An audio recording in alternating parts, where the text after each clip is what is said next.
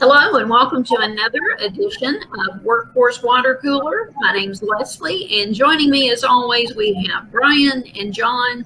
We all work for the South Central Workforce Development Board, and we are here to talk about workforce, what's happening in workforce this week.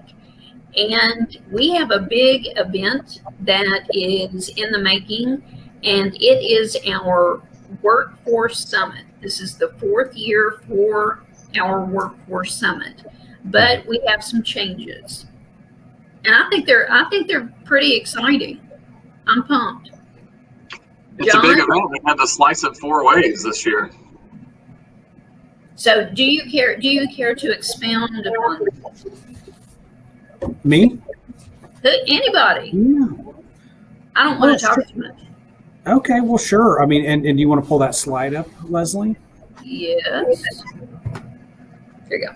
So, I think the biggest change for us this year is we want to kind of, instead of doing one summit in one location on one day, we want to really break this out and turn this into four separate town halls, because we really want to have an in-depth conversation on labor force participation.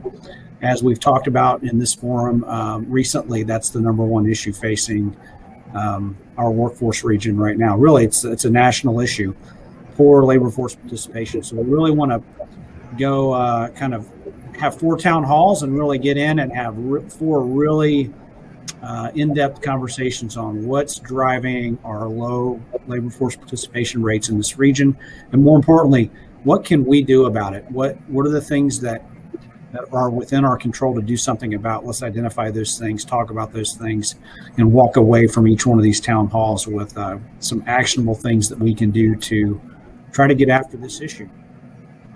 And this is one of those great examples of, and it's cliche, but when life gives you lemons, make lemonade. And, originally our plan was to do a summit October 26th at the Corvette Museum. And that's similar to what we've done for our first three summits.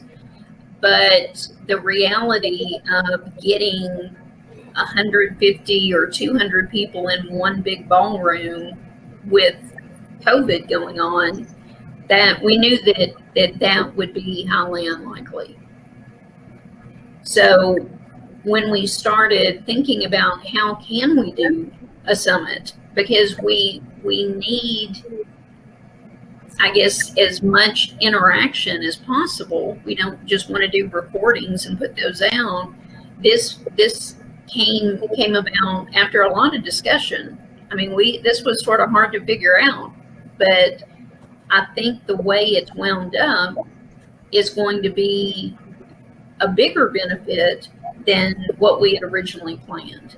Brian, what do you think? Yeah, I think so. I mean, for one thing, the commute might be a lot shorter for some folks that have wanted to come before and couldn't, or even that came and had to make the trek to Bowling Green and it kind of, chewed up the better part of their day, driving back or leaving the house earlier and all of that. So we will try to have a in-person event. I mean, as much as all the restrictions will allow us to. So if things sort of calm down, which, signs are pointing to that could be the case by later October when we're looking to do this, the last full week of October. And so we will be recording these as well. So if people just absolutely cannot make it or RSVP and something comes up, it's definitely going to be very engaging conversation, and we hope very local conversation, local needs. Many people have some of the same issues, but hopefully we can hear solutions that are going to be brought to the table. We've already gathered some from just the general populace and employers in our 10 counties, and we're going to be inviting people to come and give us a little bit more thorough feedback on all of those. We've mentioned that kind of stuff at other water coolers that we've done here the last couple of weeks. So the idea is that people can walk away with things to start to use and talk to their, HR departments about, their colleagues, maybe higher up decision makers, and at least know that, as John said, some of these things are in our control. Some things are not going to be in our control. And we hope collectively we can think about how we can influence the general population to have a strong work ethic, because this is certainly not COVID didn't make work ethic important all of a sudden. It's been important for a long time, but getting at how can we now, given COVID, given that people are having a little bit more choice and control on where they want to go to work and so many opportunities available, how can we incentivize people to stay where they're at and showcase, what the great opportunities are internally at a company? I think there's going to be lots of good information and lots of good connection to community service organizations that people may or may not know about that are going to help their current employees and hopefully obtain some new job seekers that they may not be connected to right now. And we are still confirming a couple locations, but I can tell our viewers where, like in which county, the summit will be taking place, the town hall summit. So on the 25th, when we have Allen, Metcalfe, and Monroe, we will be meeting in Allen County. So again, like Brian said, that's closer for Metcalfe and Monroe than Bowling Green. So we're trying to group like counties together, so it's not too much of a hardship for a commute. Warren County, since it's our largest county, we're doing Warren County by itself in Bowling Green. Simpson, Logan, and Butler, that will be on October 27th in Logan County. And finally, Edmondson, Hart, and Barron will be on October 28th in Barron County. And we will be, follow us on social media. We will be telling you, all the nitty-gritty details on location, exact locations and times. But I thought giving people the county for each date might be helpful. Yeah, it's going to be a great event. We're really going to have a good conversation, and I'm excited about how we're framing this discussion and what's going to come out of this discussion. Because we've said all along, we don't want this to be a summit where everybody shows up and goes, "Wow, that was great," and then the next day they've forgotten all about it.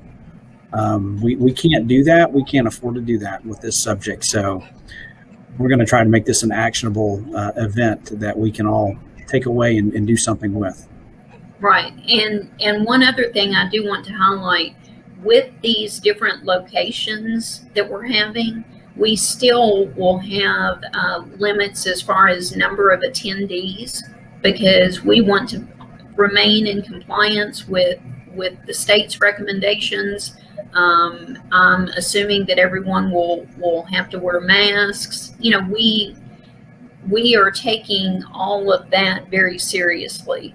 So just because it's an in-person event, don't think that, they're, throwing caution to the wind. That is absolutely not the case. We are allowing for social distancing, and, we want to keep everyone safe. And we also want to make sure that we get participation from these different counties. But I thought that might be good to mention. We're not just saying, hey, we're just going to take it on the road instead of doing one big meeting. We will have limits on attendee numbers, and that will be based on the venue and all that.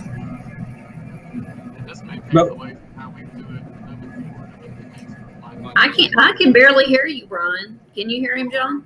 I cannot. No, it's all right. Brian's going to check his mic. Any other thoughts, John? What are you most looking forward to? What about this stands out the most? No, I think it's what I've been saying. It's going to be, we want to have a hard conversation. I mean, this conversation about labor force participation, we've got to look in the mirror and ask ourselves very hard questions about what are our views on work? What are our attitudes on it? Where do those attitudes come from? And why are they shifting? And then how do we address that? And so, that's what I'm looking forward to, is having that level of conversation, because it's going to be honest, and it's going to be real. It has to be. Otherwise, we're not going to change this.